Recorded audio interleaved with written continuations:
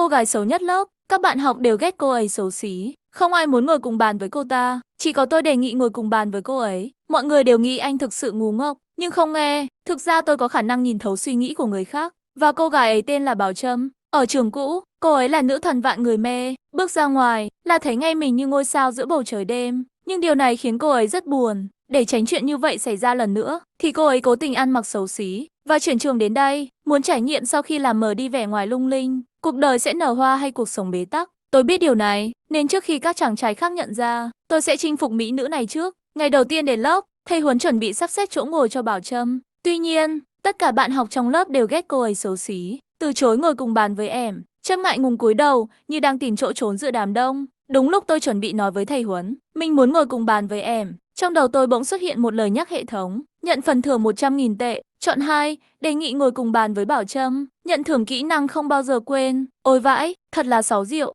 Hít sâu một cái, tôi chuẩn bị chọn cái thứ hai. Nếu thật sự có được kỹ năng bá đạo này, đừng nói là 100.000 tệ, cho dù là 100 triệu tệ, tôi cũng có thể dễ dàng kiếm được. Anh kia đứng lên làm gì? Có gì không? Dạ, nếu bạn Bảo Trâm đồng ý, em có thể ngồi cùng bàn với bạn ấy. Thầy Huấn lập tức thở phào nhẹ nhõm, dường như sợ tôi đổi ý, vội vàng nói tốt, tốt, vậy hai em ngồi cùng bàn đi. Trâm cúi đầu đi về phía tôi, cảm ơn cậu, tên tớ là Bảo Trâm, tên tôi là Sơn Tùng, sau này chúng ta sẽ là bạn cùng bàn. Lần đầu làm chuyện ấy, hoàn thành nhiệm vụ từ hệ thống, tôi bỗng cảm thấy đôi mắt mình bùng cháy, nhìn mọi thứ cảm giác như thể nó trở nên khác biệt. Tôi lật sách toán, nhìn lướt qua một lượt, nó sẽ ngay lập tức khắc sâu vào đầu tôi rất phấn khích, không ngờ hệ thống này là thật, thời tới cạn không kịp. Ngày hôm sau tôi vừa đến lớp, tôi nhìn thấy một tách trà sữa trên ghế của mình. Bảo Trâm đỏ mặt ngồi đó ngẩn người. Hôm nay cô ấy ăn mặc có vẻ xấu hơn hôm qua. Cuối cùng cậu cũng đến. Mình đã chờ cậu lâu lắm rồi. Đây là trà sữa mình mua cho bạn, như một lời cảm ơn về chuyện hôm qua. Không chờ kết quả của tôi, lúc này lại có một em chân dài đi về phía tôi. Trong tay em cũng cầm một cốc trà sữa, nói là tặng cho tôi. Bạn học trong lớp đều ngưỡng mộ vô cùng,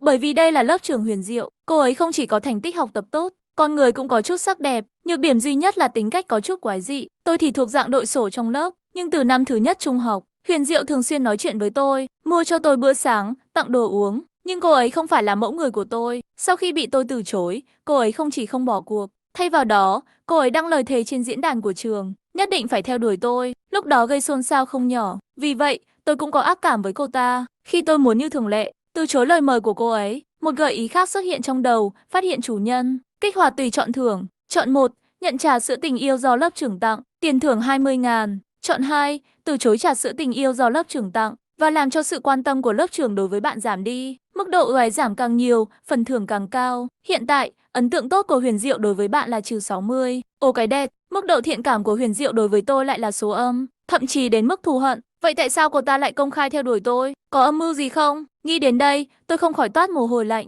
không chút do dự chọn cái thứ hai. Tôi không thích uống trà sữa, cứ lấy đi, sau này cũng đừng tặng đồ cho tôi nữa. Cô có thấy phiền không? Câu nói này giống như một cây kim, đâm mạnh vào trái tim cô ấy. Trong mắt Huyền Diệu tràn đầy oán hận. Sau đó tôi lại cầm cốc của Bảo Trâm, trong tay uống nửa cốc trà sữa còn lại. Cực, trong khí quản còn lưu lại mùi thơm môi ẻm. Mặt Bảo Trâm lập tức đỏ ửng, mà Huyền Diệu tức không làm gì được, bởi vì tôi lại đứng trước mặt nhiều bạn học như vậy, làm cô ấy xấu hổ. Hắn giận dữ trở về chỗ ngồi của mình. Chúc mừng chủ nhân đã hoàn thành lựa chọn, khiến mức độ thiện chí của Huyền Diệu đối với bạn giảm 30. Mức độ thiện chí hiện tại là -90. Thưởng cho bạn kỹ năng theo đuổi trái tim phụ nữ, thấu hiểu trái tim phụ nữ. Nói cách khác, miễn là phụ nữ xung quanh có hoạt động tâm sinh lý, tôi sẽ biết ngay lập tức. Bây giờ tôi có thể nghe rõ ràng nội tâm của mấy cô gái trong lớp. Huyền Diệu cũng không ngoại lệ. Sơn Tùng chết tiệt, làm bẽ mặt ta, xấu hổ trước cả lớp. Chuyện này chưa kết thúc đâu. Khi tôi học năm nhất, anh đã chống lại tôi. Tôi chỉ muốn trả thù bằng cách theo đuổi bạn. Trước tiên hãy để bạn thích tôi. Khi bạn yêu say đắm, tôi sẽ đá bạn đi. Nhưng bạn lại không để ý đến tôi. Hãy để bạn trải nghiệm cảm giác đau lòng. Trong trường hợp đó, vậy tôi sẽ tìm cách làm cho bạn mất hết thể diện. Những gì bạn đã làm với tôi hôm nay, tôi sẽ trả lại cho bạn gấp trăm lần. Cái lùm mìa nó tức, bởi vì một chuyện nhỏ mà mang hận như vậy. May mà tôi không đồng ý theo đuổi của cô ta, không thì đã bị dắt mũi. Nhưng sau khi biết sự thật, tôi cũng cảnh giác. Sau này đối với Huyền Diệu nhất định phải cẩn thận. Lại đây, tôi nhìn về phía Bảo Trâm trước mắt. Xin lỗi, vừa rồi dùng bạn làm lá chắn và uống trà sữa của bạn. Không sao đâu. Lúc này tôi nghe được hoạt động nội tâm của em. Bạn ấy thấy tôi quá đáng với một cô gái. Để không cho Bảo Trâm hiểu lầm, tôi nhanh chóng nói cho cô ấy biết mục đích của Huyền Diệu. Bảo Trâm ngạc nhiên, không ngờ lớp trưởng lại là người như vậy. Tôi đã nói rồi, bạn Tùng tốt như vậy, làm sao có thể quá đáng như vậy? Hóa ra là lớp trưởng, thật kinh tởm. Tôi cười, tranh thủ giáo viên chưa vào lớp, bốc phét với Bảo Trâm tí. Hóa ra cả hai chúng tôi đều có cùng sở thích, càng nói chuyện càng hăng say, mãi đến khi giáo viên bước vào lớp học mới dừng lại. Lớp học đầu tiên là môn toán. Giáo viên giảng dạy rất ra gì, tôi đã học được toàn bộ nội dung toán học cấp 3 rồi, tâm trí tôi như trên mây. Ngược lại,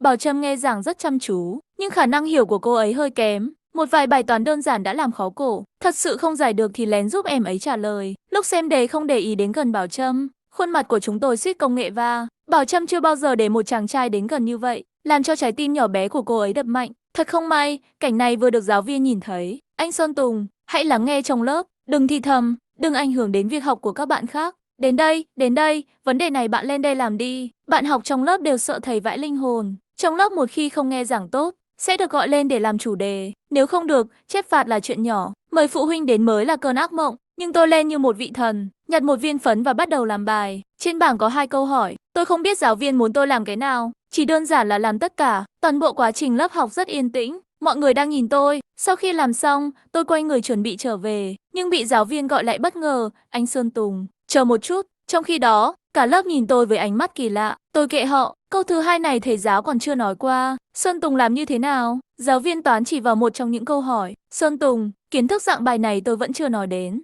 Làm sao cậu có thể? Tôi cũng không biết làm thế nào. Dù sao xem một lần là được rồi. Trong trường hợp đó, vậy thì tùy thuộc vào bạn để nói về cách làm của vấn đề này. Tiếp theo tôi sẽ dùng cách dễ hiểu nhất, nói cho mọi người nghe. Thầy giáo nghe xong thầm gật đầu. Có phải không? Hắn thật sự là cái kia vạn dặm vô nhất thiên tài sao? Nó còn tốt hơn tôi nói. Quay lại chỗ ngồi, Bảo Trâm nhìn tôi ánh mắt ngưỡng mộ. Thực ra trước đó, thành tích của tôi trong lớp luôn là yếu và kém. Nhưng khi tôi có được khả năng không bao giờ quên, trở nên bá đạo như vậy, bạn Tùng cho mình hỏi cái này, bạn có thể giúp mình học không? Yên tâm sẽ không để bạn dạy kèm mình vô ích. Sau này bữa trưa hàng ngày của bạn để mình lo. Ngay lúc này, âm thanh của hệ thống lại vang lên. Phát hiện tình hình hiện tại của chủ nhân, vui lòng bắt đầu lựa chọn của bạn. Chọn 1, từ chối yêu cầu của Bảo Trâm, thưởng điện thoại di động mới nhất. Lựa chọn 2, đồng ý với yêu cầu của Bảo Trâm và đưa cô ấy vào bài kiểm tra thử đầu tiên. Xếp hạng thành tích lọt vào top 20 bảng xếp hạng lớn. Phần thưởng, biết trước các sự kiện tin tức trong tương lai. Xếp hạng càng cao, phần thưởng càng phong phú. Tôi móc trong túi ra, vẫn là cái điện thoại cùi bắp, hay là nên đổi cái mới. Nhưng tôi vẫn quan tâm hơn đến phần thưởng thứ hai. Nếu biết cổ phiếu của một công ty nào đó tăng vọt, chẳng phải tôi có thể mua trước sao? Bằng cách này tôi có thể kiếm được rất nhiều tiền. Nghĩ tới đây, tôi không chút do dự đồng ý với yêu cầu của Bảo Trâm. Tôi cầm đĩa ăn, như thường lệ, tôi gọi một món và gọi thêm thức ăn, súp trứng miễn phí. Chi phí của một bữa ăn không quá 10 tệ. Lại xem các món ăn trong đĩa ăn của Bảo Trâm,